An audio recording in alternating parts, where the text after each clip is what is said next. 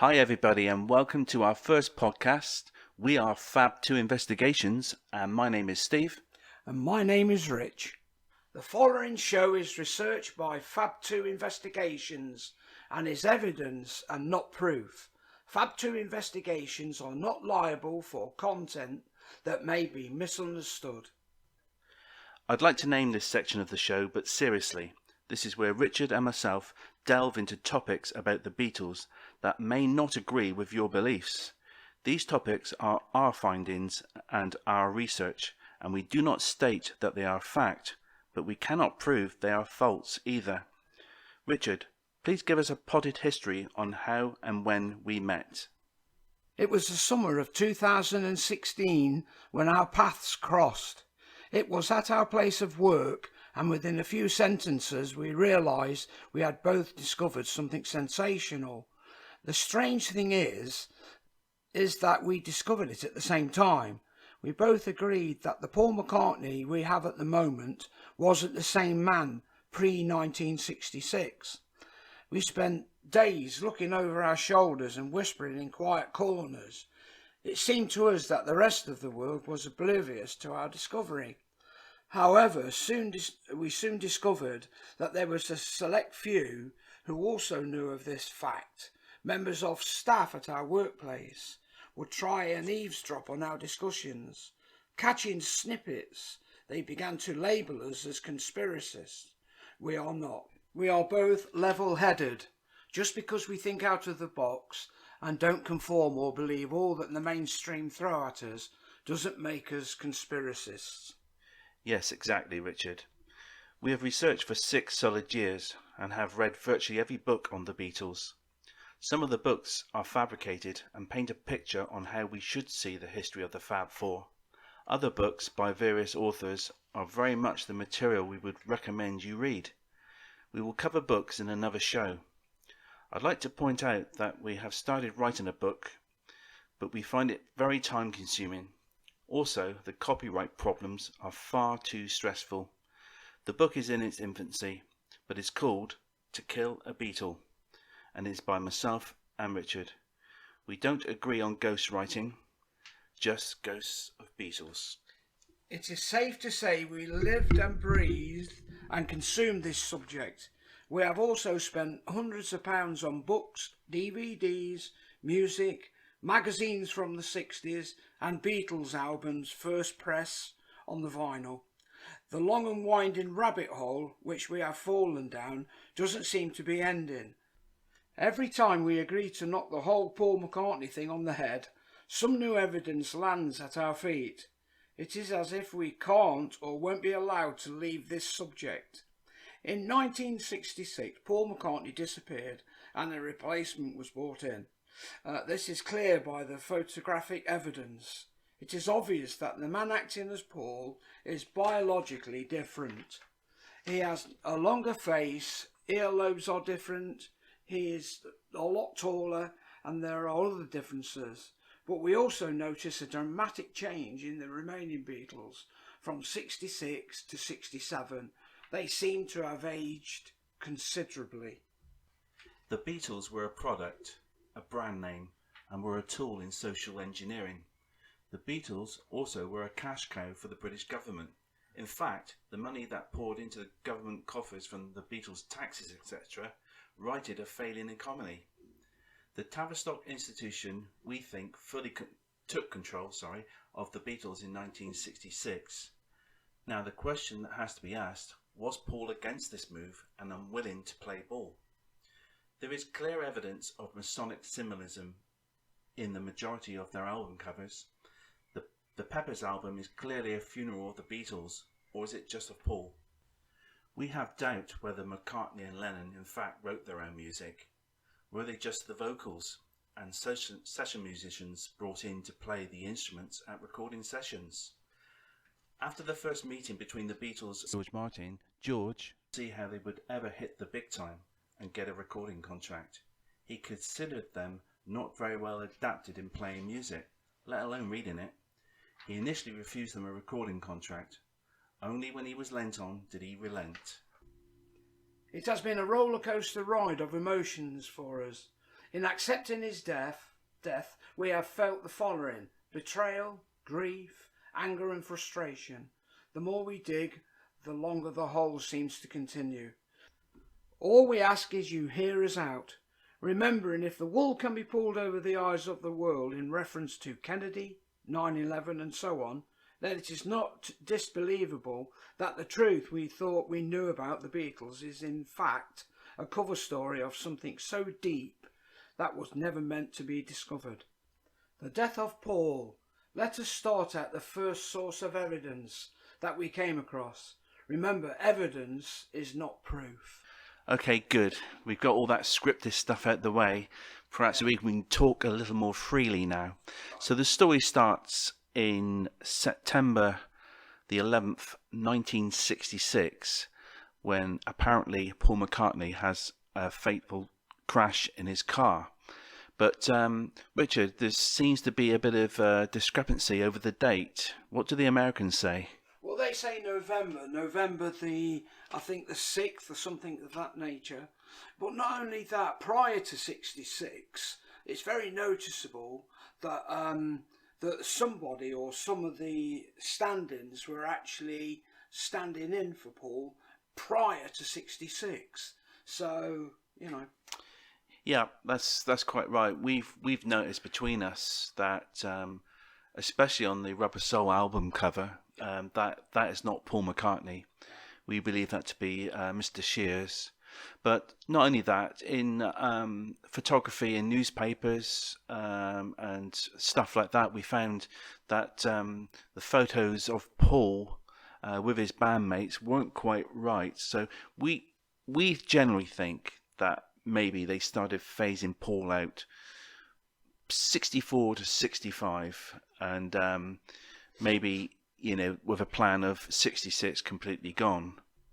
It's blatantly obvious that at some time there was a change, because the height between all the boys, apart from Ringo, were at the same height. But the body mass of Paul changed considerably. I mean, he was taller, and if you look at ones where he's standing at the side of George, you can see that his kneecap is a lot higher than what George's is. And they've been very clever when doing their photography to try and keep them separate so that you can't see the discrepancy. But the body mass is so obvious, it's really quite unbelievable. And especially when he's standing at the side of George, you can actually really see it. I mean, anybody can see it, really.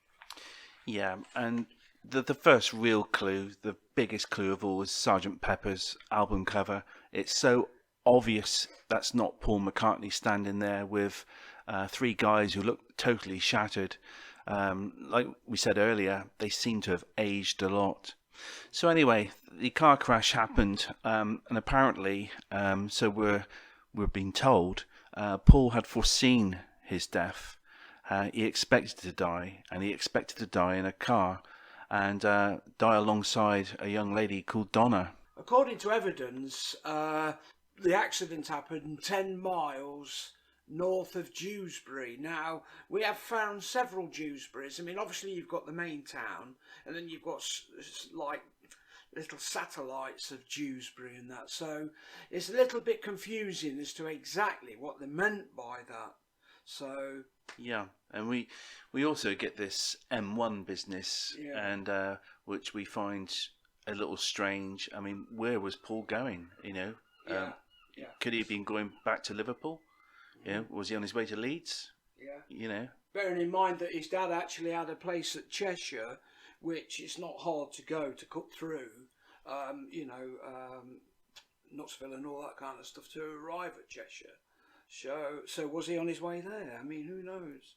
So that's a piece of evidence or a bit of news we cannot find out. We don't know where he was going, only that he left under a cloud from the studio, having fallen out with Brian, his manager, Brian Epstein that is, and the rest of the Beatles. They were trying to cram a few more songs onto the next album, and Paul just felt the demands too much, stormed off. Next thing we're led to believe is that he was in a collision with a yellow lorry, which pushed the car into a telegraph pole or a lamp pole, and apparently decapitating Paul McCartney. Okay, there is a bit of discrepancy about what car he may have been driving, if indeed this is what's happened. I mean, one, he was supposedly in a Mini. Number two, he was also supposedly, he owned a Aston Martin, yeah. DB4 was it? Something to that nature. But anyway, whatever Aston Martin he had, there's still a discrepancy in the actual car that he was supposedly he had the accident. Yeah, because we've watched a film and it's only available on YouTube, and it's called I Am the Walrus, and in that it sort of reenacts the death of Paul McCartney, and in that he's actually driving a Mini and forced off the road into this area which remind me of Knowles Park. That was where they filmed the video for Strawberry Fields, where you see them jumping out the tree and eventually pouring paint all over that, what it looked like some sort of big organ thing that you play. The video is available on YouTube, and it's called I Am the Walrus.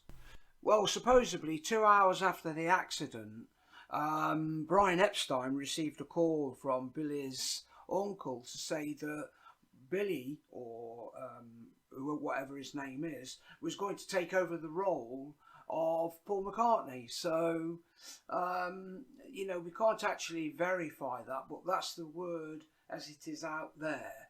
So, anyway. Yeah, and this telephone call was going on when the police were trying to identify the two bodies in the car. So, pretty gruesome. So, it seems Billy was primed for the job years before it was to happen.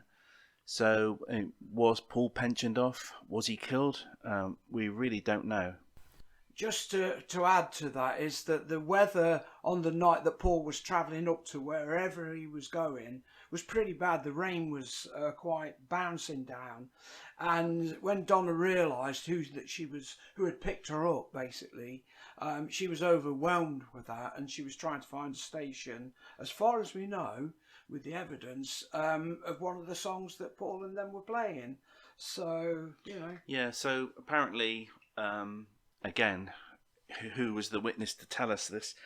But apparently they were very excited trying to find a station on the radio that was playing the Beatles.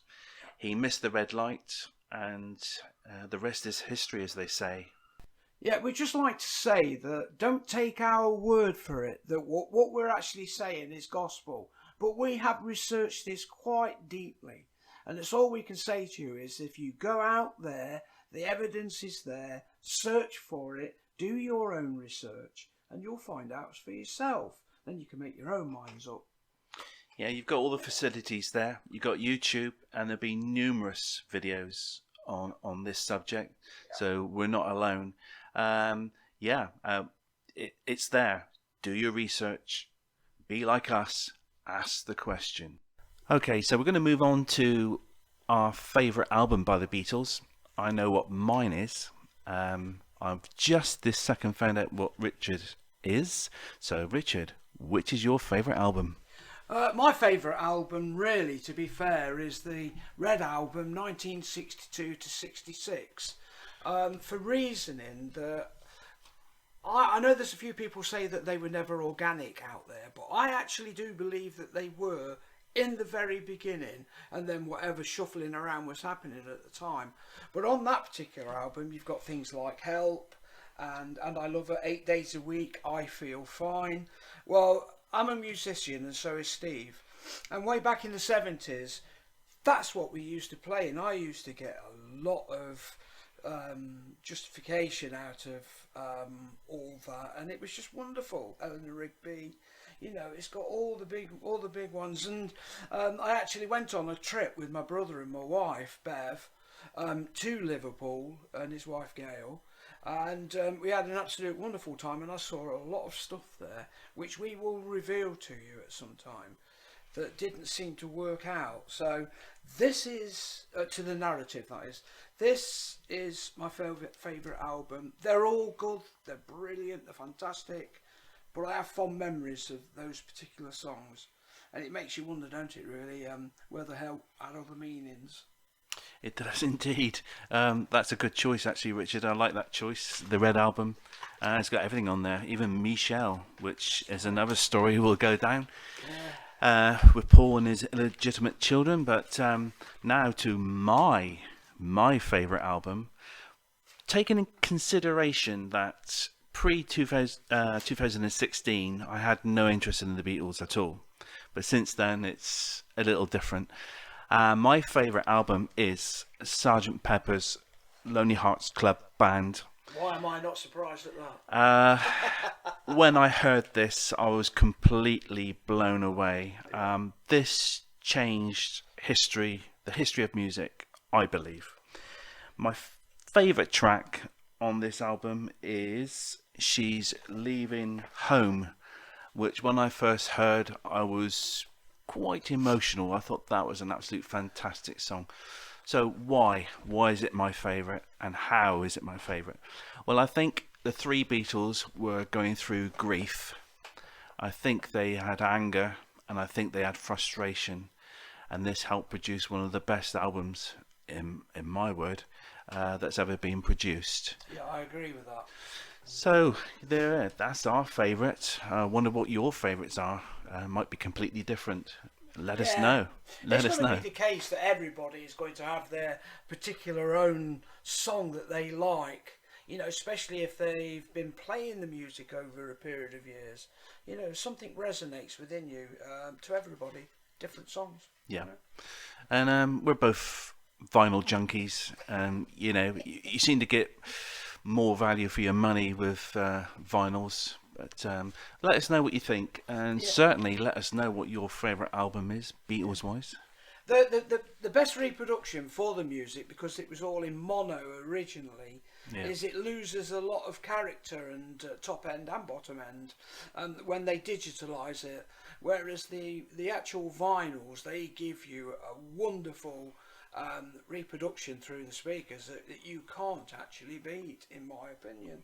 Yeah, and some of the trickery that they had to go through, I got that word completely wrong, but you know what I meant. The tricks they got to with tape to tape, etc., was extraordinary. Especially on Sgt. Pepper's. Especially on Sgt. Pepper's. So there you go. That's our first episode in the can, I believe, unless Richard has anything else to add. No, it's just that we've got so much stuff that we want to put out there to you. But the most important thing that you've got to do is do your own research.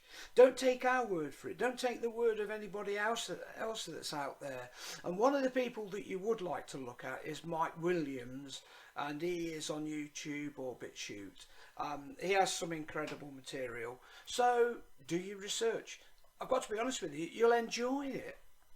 Yeah, it's a journey you won't regret. And the album covers also give you clues.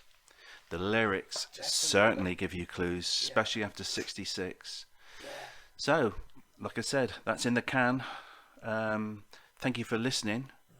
Please join us on episode 2, where we have another scenario of how Paul might have met his end. Yeah. We may also discuss books where we're not 100% sure, because Paul's replacement, Billy, has brought out 2 or 3 of his own, which we're led to believe is fictitious as well as being truthful.